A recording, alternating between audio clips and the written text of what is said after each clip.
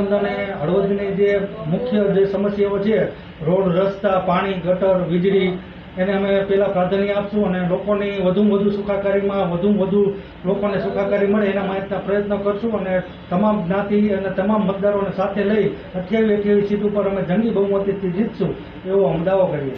હળવદ એ છોટા કાશી તરીકે જગમાં વિખ્યાત છે, ત્યારે હળવદ આગામી સમયમાં ખૂબ વિકાસ થયો છે.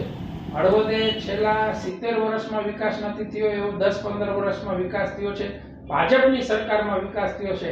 ત્યારે આગામી સમયમાં જે કામ હજી બાકી છે એ તમામ રોડ, રસ્તા, ગટર હોય, સ્ટ્રીટ લાઇટ હોય, જે બેઝિક જરૂરિયાત છે તેને પ્રાધાન્ય દેવામાં આવશે.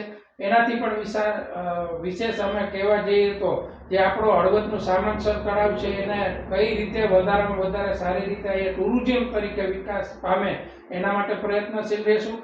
આપ જોઈ શકો છો બાલ ક્રીડાંગણ, જે છોકરાઓને રમત ગમતના સાધનોને બધું સરસ થઈ ગયું. હજી પણ હળવદમાં જે આજુબાજુના 100-150 કિલોમીટરના એરિયામાં વિકાસ ન થયો એવો સર્વાંગી વિકાસ, દરેક પ્રકારનો વિકાસ એ આગામી સમયમાં હળવદ નગરપાલિકા દ્વારા થાય.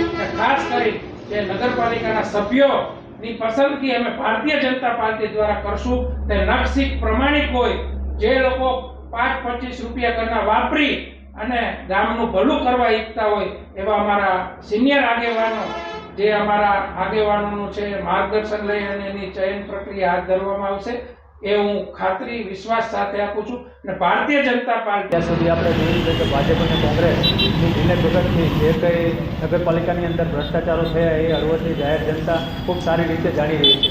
જેવા કે હળવદના વોર્ડ નંબર 1ની અંદર બાળકો સ્કૂલે જતા હોય તો એ પણ ઘૂંટણસમાં પાણીની અંદર સ્કૂલે જતા હોય છે. એટલે કે શિક્ષણની વ્યવસ્થા પણ અમુક જગ્યાએ હળવદની અંદર ખોરવાઈ ગયેલી છે.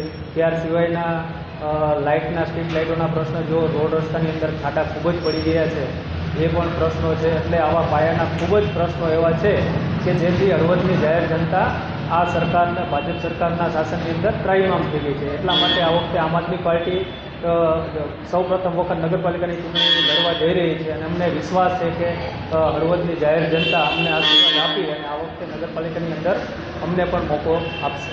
તમે કેટલી સીટો પર ચૂંટણી લડવા? અમે હળવદની 7 વોર્ડ અને 28 ઉમેદવારની બધાય ઊભા રાખશું અને 7 વોર્ડની અંદર અમે લડવા જઈ રહ્યા છીએ.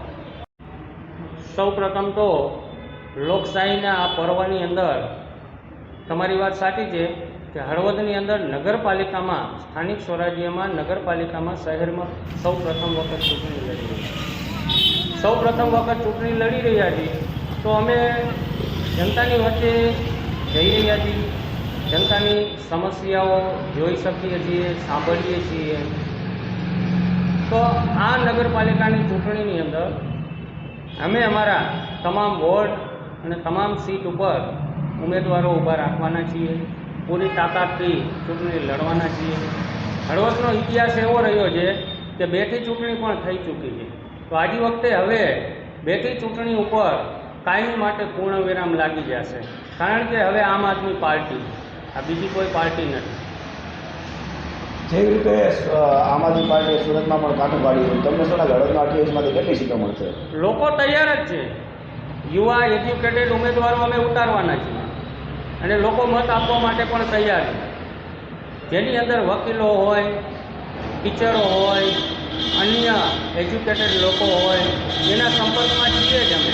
અને તે લોકો અમારા સંપર્કમાં પણ છે કે ભાઈ અમારે હળવદ શહેરની આ જે વર્ષોથી આ નગરપાલિકા બની છે, પરંતુ હજી સુધી સમસ્યા કોઈ પૂરી નથી થઈ. સમસ્યા એમનેમ જ છે, પુનરાવર્તન થતું જ રહે છે. સ્ટ્રીટ લાઇટ હોય તો અમુક સમયે સ્ટ્રીટ લાઇટો બંધ જ પડી જાય છે.